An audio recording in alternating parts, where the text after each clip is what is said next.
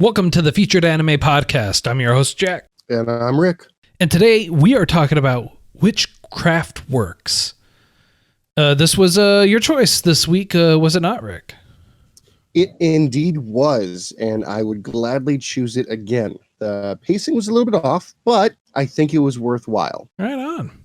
So it aired in January 2014, ran all the way through March, same year. A couple producers for it were Bandai Visuals, Lantis, and Movic, studio of JC Staff. It was 12 episodes long, and the genres were action, fantasy, magic, Seinen, and supernatural. You know, what was kind of cool about this whole thing is you just mentioned that it was a Seinen, and I would say that, yeah, it was definitely geared towards, I'd say, mid-teen to adult males, because there was a lot of fan service going on. I would honestly kind of disagree with you in the amount of fan service. There really wasn't that much fan service going on. I mean, I would say ecchi are more along the lines for that, for fan service.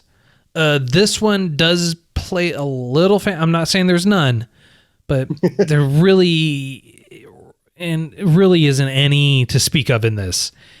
And I would have to say that how it's written, like, it has a little bit more thought behind it, I would say, than your standard trope. Also, this really isn't a harem, even though there are other women around him.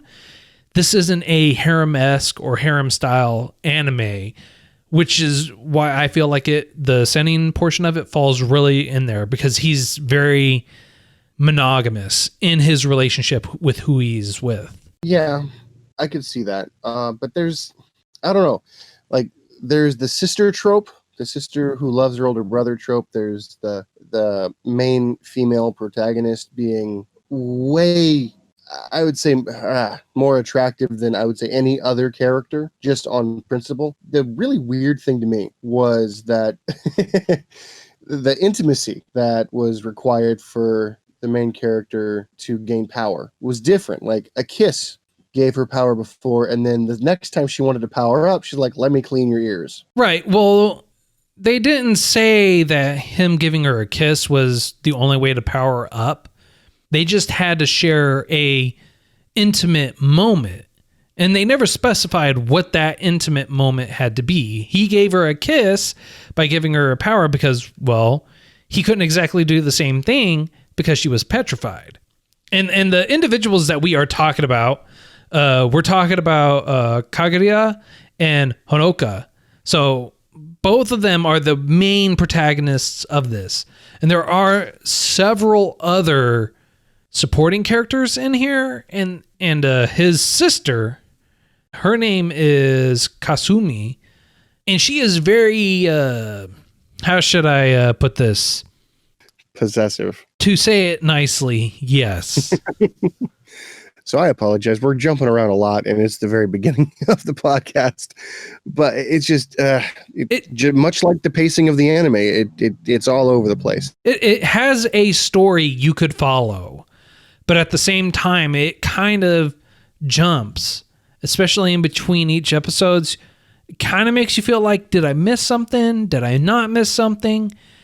And then once you get to episode 8 and 9, and they do the whole flashback, it all makes sense. Yeah, it kind of makes sense, but it really doesn't make sense, because then you're watching it and like, well, did I screw up in watching it? Because how it flows like it should have been at the beginning. What I found really awesome about this whole chain of events, the storyline for this particular anime, is instead of being an observer, and you basically, as someone who watches the anime, you have all the answers. You get to see what the bad guys are doing. You get to see what the good guys are doing. You get to see the understanding. With this one, it's more like a point of view of the main protagonist. Like, you're learning stuff as he's learning stuff. Even though the other characters already know this has happened, it's kind of refreshing a little bit, you know? It is. And one of the interesting thing about this is the main character, the main protagonist, he's not all powerful. He's not the end all be all. At least in terms of traditional. Fair. Although I did love the fact of the confusion that and the play on words that everyone is using. For instance, you have two real main powerhouses that are in play here. You have the witches of the tower, and you have the workshop witches. The workshop witches care about us and care about the world. They use their magic to protect us, essentially. Whereas the tower witches are very self-centered, very self-gratifying. They only care about themselves, and if they have to kill people to get their way, they have no problem doing it. They also are extremely manipulative, even amongst themselves. Case in point, the big bad guy, or big bad girl, if you will, of the last few episodes, I believe her name was Weekend. Yep. She manipulates 3 other witches to do her bidding, and one of the witches that she manipulates is kind of upset about it. She's like, I realize that she's manipulating me here. I really don't have a choice, but I don't like it.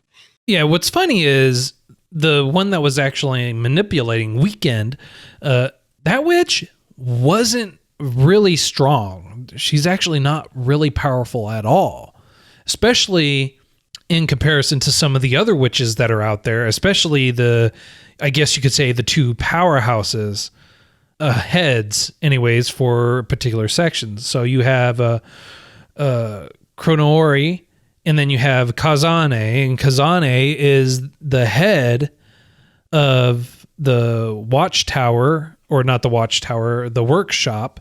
And then Korone, she's a part of the tower witches.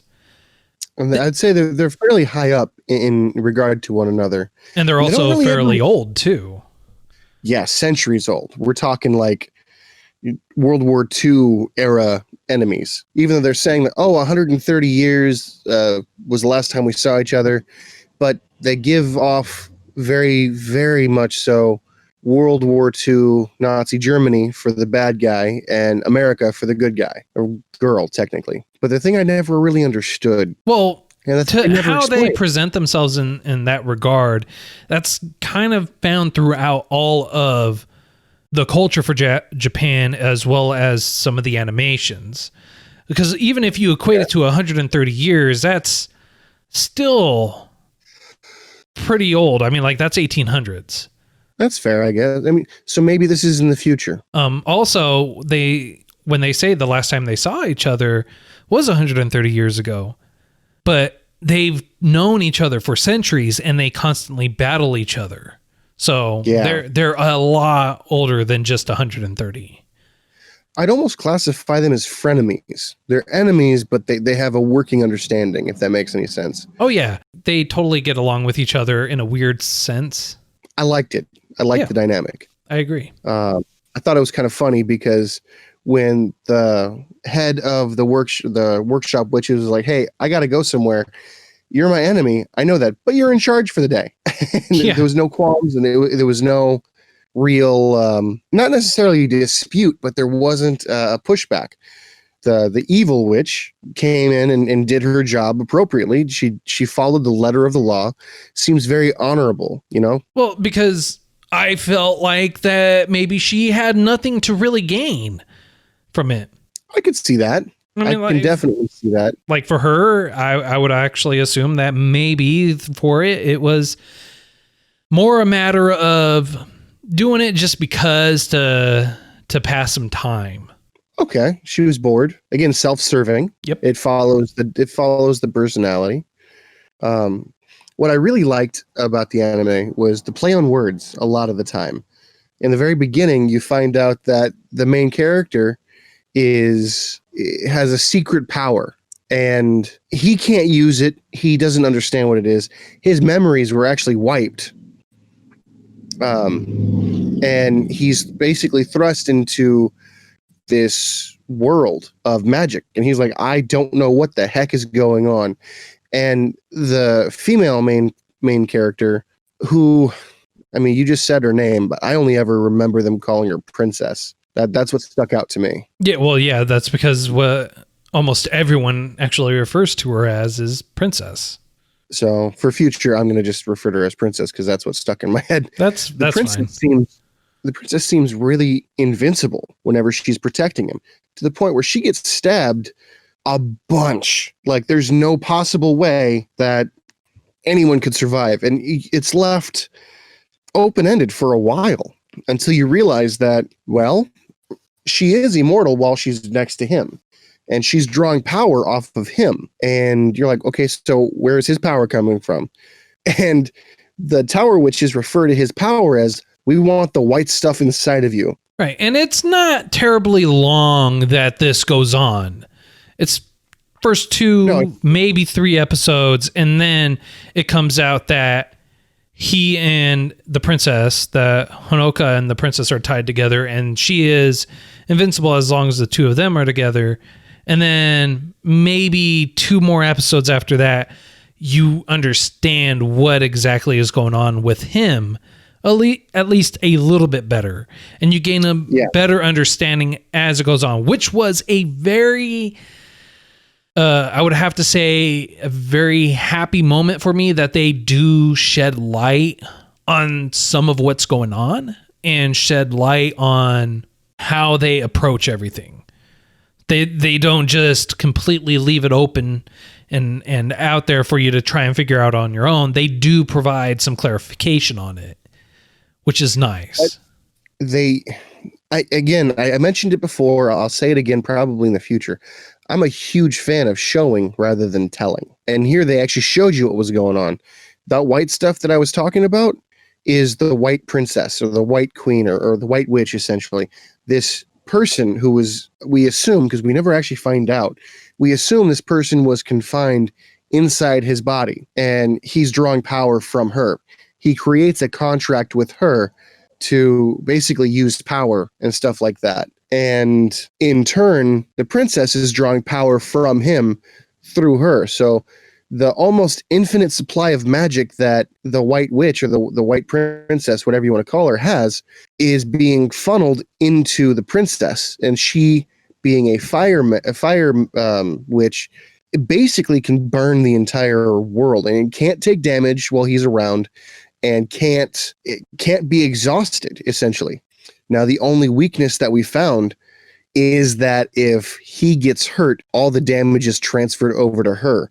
That includes like stab wounds, anything like it. The only way you can kill her is to kill him. Right. But at the same time, she's able to recover quickly. Yes, using the magic, she's able to almost, I wouldn't say Wolverine style recover, because it's not that fast, but in a day, all of her injuries are gone within, I say, like 2 hours. So, and I thought it was really awesome. He's like, you know what? I don't want to be taken care of anymore. I want to learn magic. And what was kind of funny is the princess is like, you know what? Fine. Let's teach you magic. And then you go, it's not a training montage, but it's pretty close to it. You get the understanding that he learns magic. The problem is you understand that at a certain point, he's like, awesome, I can help. I know magic now. And the princess goes, no, I taught you how to run away. You need to run away now. Yeah. When it hits him, he's like, wait, what? And then he's like, you never did. Oh, no.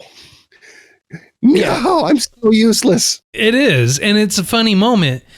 But at the same time, she had a very good reason, and it comes out later on, too, that she had a really good reason for him to want to run away. Because everyone wants to get their hand on the white witch that's in him. Because basically, if they have that, they have the power. They have that strength to draw on.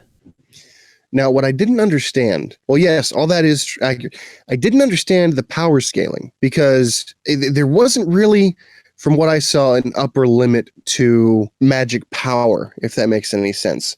Yes, there were very clear indications that his sister is a witch who uses bears, and the rabbit witch, who is from the tower, uses bunny rabbits. The bears are stronger than the bunny rabbits for some reason we don't really understand why. Well, be it physical or innate. I could never figure that out. It's because his sister has more magic power.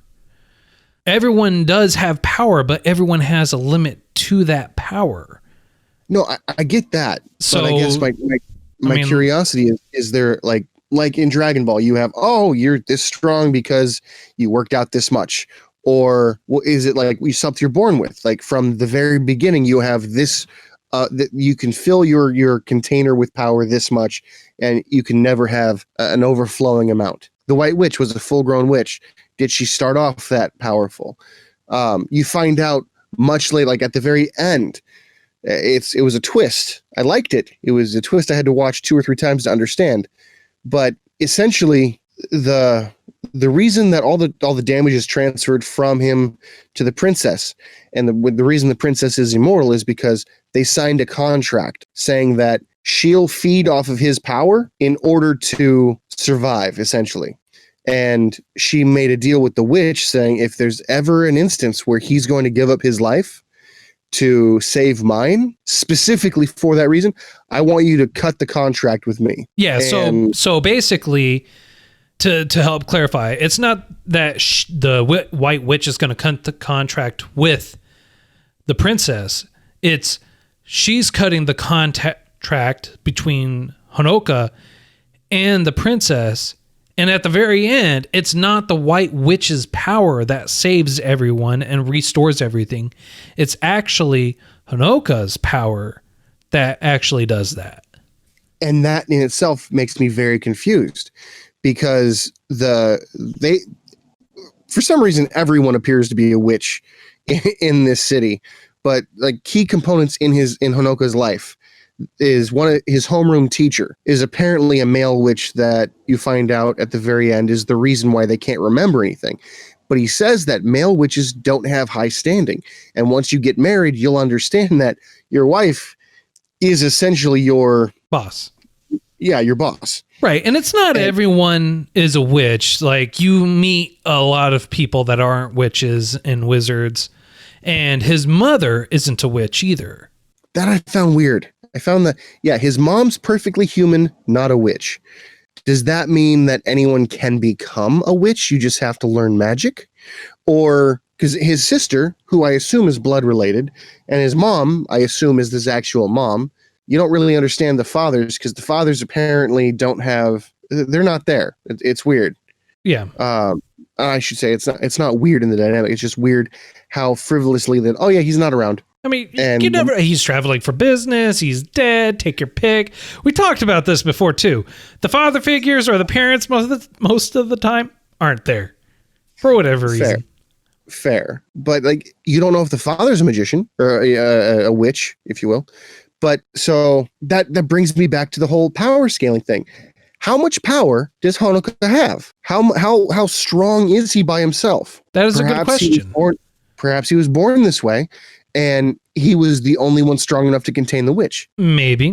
Which, kind of like that train of thought really kind of reminds me of the Eighth Son anime that's going on right now, because you're born with the level of magic that you will always have for the rest of your life. You cannot increase it.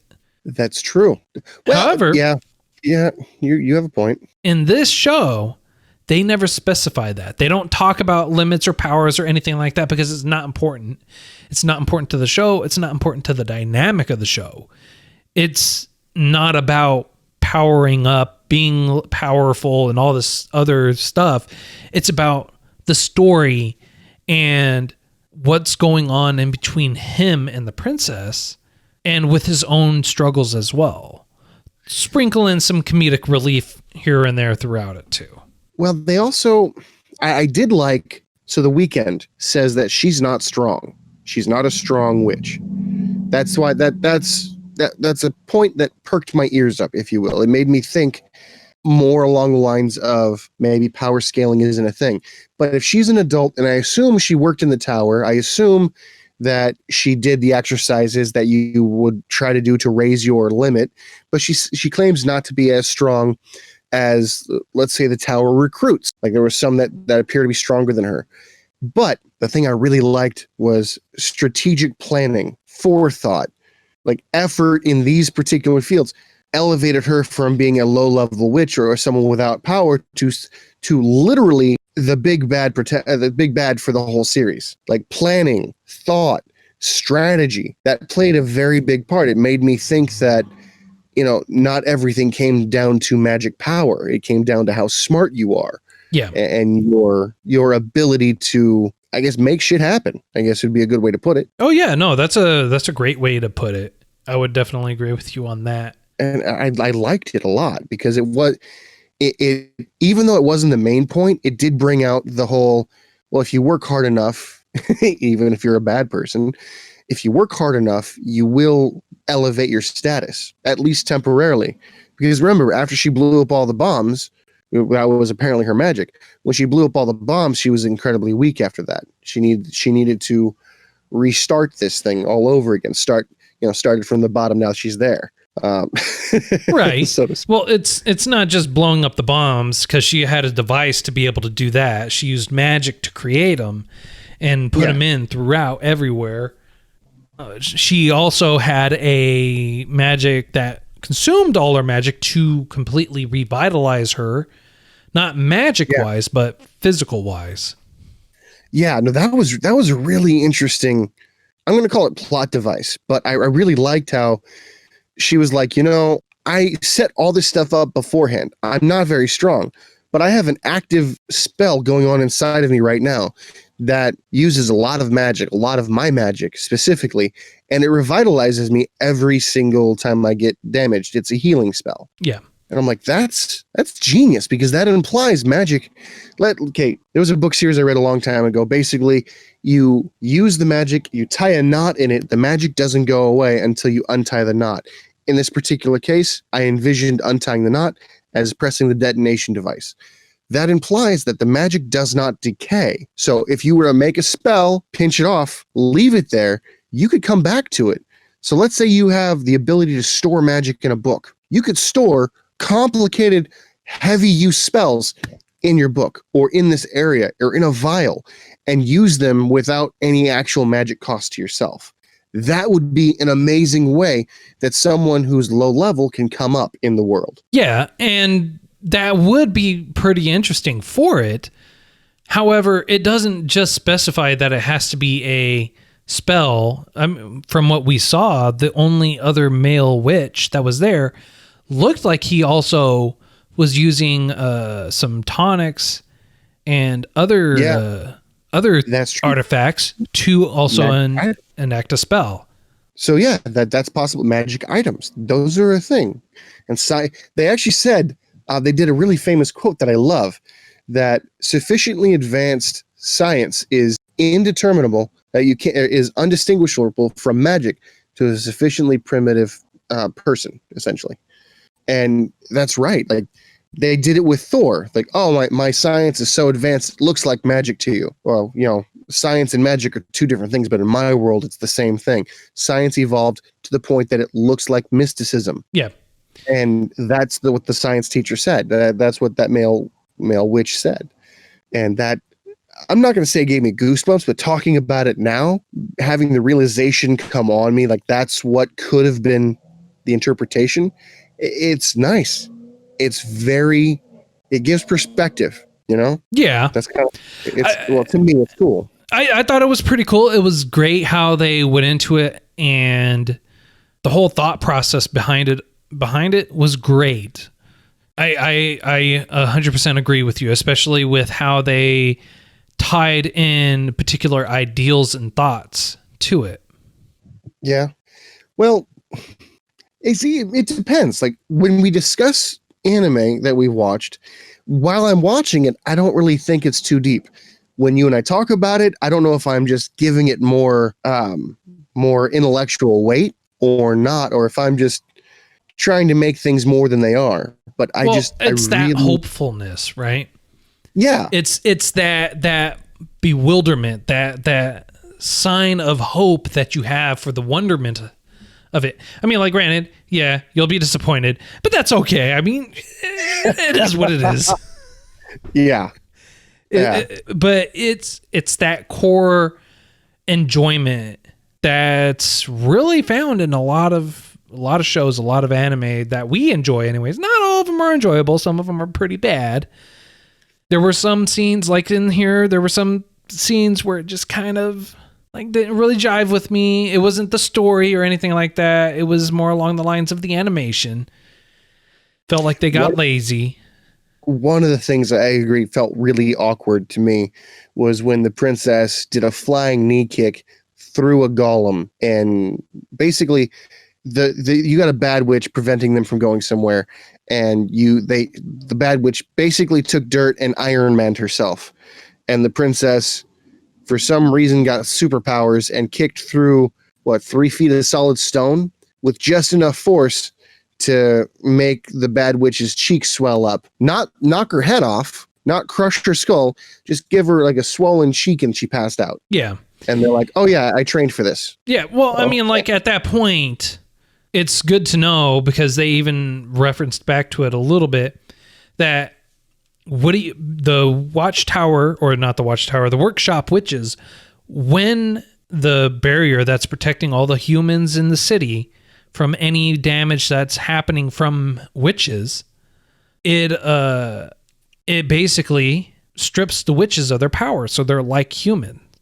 Yeah, I think we're actually skipping over a really important thing.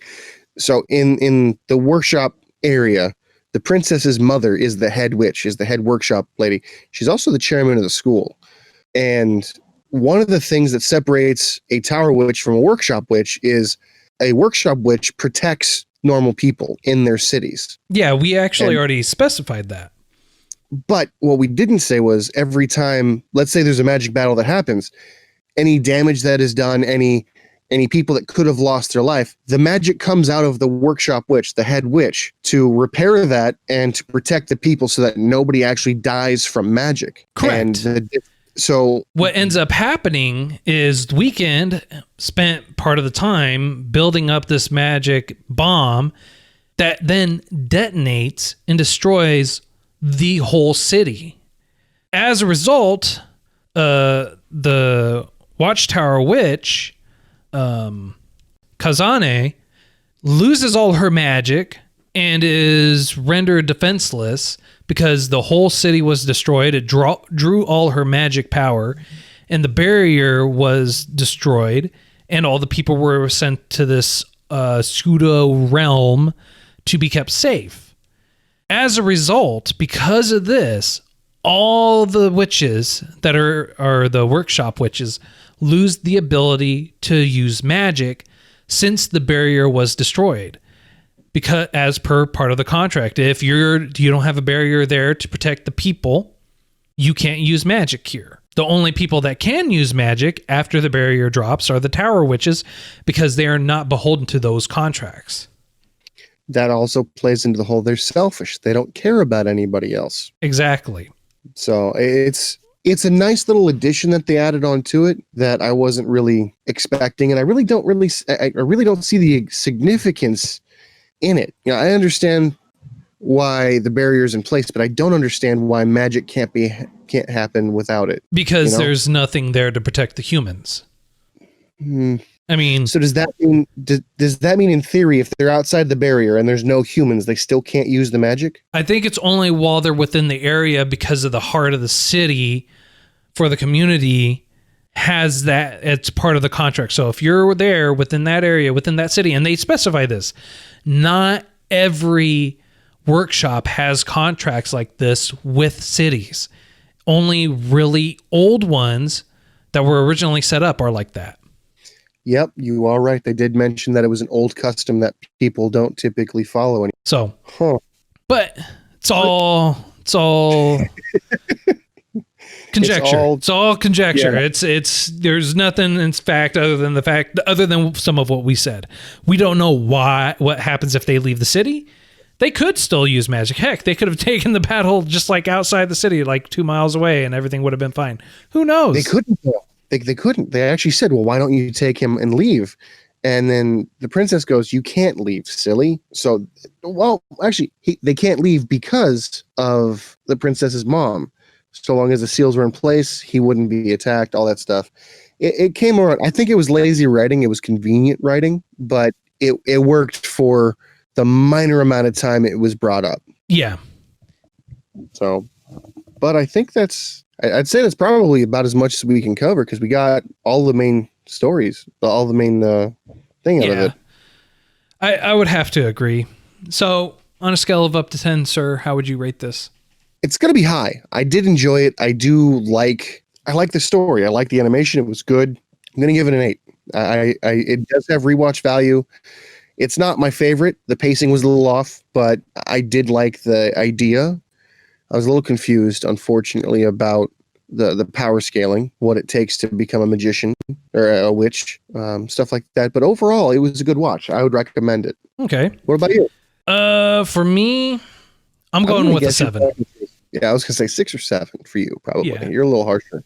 I am. And part of the reason why I gave it a 7 is, one, it felt like the writing could have been better. I felt like the writing could have been better. It was good. It was entertaining. I enjoyed it. But part of the animation in some spots, it felt like they got lazy and they decided to resort to poor CGI. We're talking magnificent Kodabuki animation style, where they, in some spots, were like, well, let's just go ahead and just do this because it's cheaper anyways. All right. We need to outsource it. Other than that specific thing, I'd say that it was pretty decent animation. It was decent animation aside from that. I mean, some of the things in there really didn't make sense as to what was going on or why the Tower Witches decided to end up, a small section of them ended up living with the princess, and why they continued to live with them after the fact. And there was just some parts in there where it was just felt like they wrote it in there just because. And they made it feel like the Tower Witches that you are first introduced to in episode 1 will be a big part of the show, and they're really not. They're a really small subsection of it. They were more comic relief than anything else. Yeah. So that's why I got to go with a 7. So next week is my choice. Ooh, okay. What you got for me? I got, let's see here. Grimoire of Zero. All right. It's came out April 2017. Action, adventure, drama, fantasy, magic, and it's 12 episodes long. Yeah, I was going to say, it sounds like we're following the theme of witch and wizard type stuff. Why not? Let's do it. Let's roll with it. I like it. Yeah. I haven't seen it before. I don't know about you. I haven't. So it'll be an interesting watch. Hopefully it turns out good. Well, I'm kind of curious. Do you know if it has a dub and sub? It does. It has subs and dubs, so that way you can watch either way. Okay. Well, I'm going to try to stray from my usual habit of watching the dub when available, and I will go with the sub. Sweet. That's exactly what I usually do. Go straight for the dubs. I'm just playing. I always go subs. I was going to say, you've been ragging on me for a while going, we need to get you back to the old style. Hey, there's nothing better than subs. All right. I'm just saying. Subs are better. I don't know. Some of the dubs are good. Some dubs are good. In some rare occasions, my girlfriend is a gal, being one of those occasions where the dub is far better than the sub. Just throwing that out there. What I will say, that you are correct. The dub is way funnier than the sub. I would say almost on purpose. But to be perfectly fair and unbiased, my favorite anime, hands down dub style, is Yu Yu Hakusho. Loved every second of it. I think the dub is way better than the sub, but I'm biased. All right. So, well, that's all the time that we got for today. Hope you enjoyed this week's choice. If you have any recommendations of what we should watch, if we missed anything that you feel like we didn't cover, feel free to reach out to us. All our contact information is in the show notes. also on YouTube. It'll also be in the description down there. You can even leave a comment. Feel free to join us in our Discord server. We're usually in there just kind of chatting about other things, not just anime. We do have other interests, just like everyone else, so feel free to join us there. And until next time, I'm Jack. And I'm Rick, and we'll see you next time.